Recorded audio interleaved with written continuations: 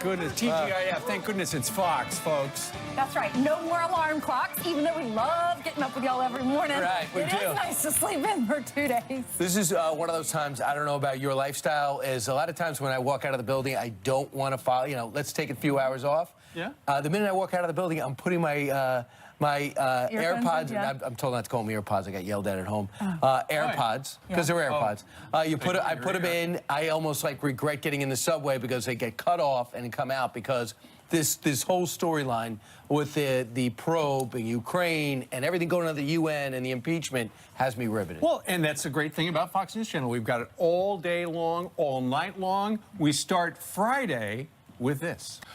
He looked at the transcript, and he writes in the New York Post this morning that it looks like the leaker had outside help because it looks like it was written by a law professor.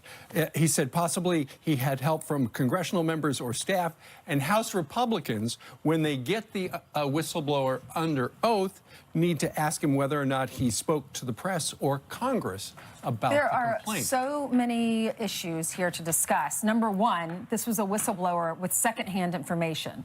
He or she did not actually listen to this conversation. That's what New York Times is reporting. New York Times is reporting a CIA officer detailed to the White House NSC staffer, a man.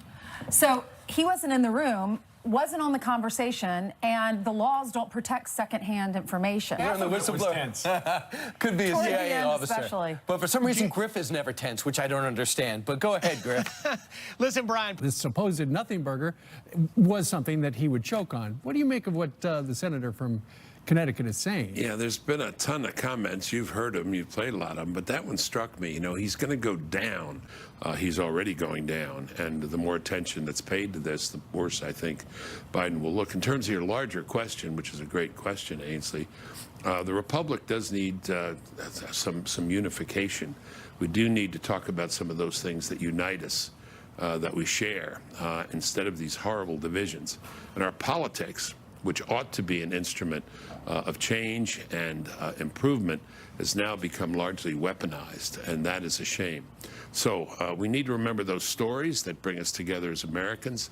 I noticed the praise. Did you all notice that for the Director of National Intelligence?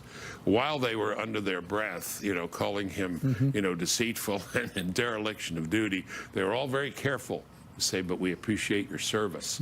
Let's remember those moments we still have and those things that are together. But yes, we can agree on that. Yeah. But I'm afraid that transcending that now are these hateful partisan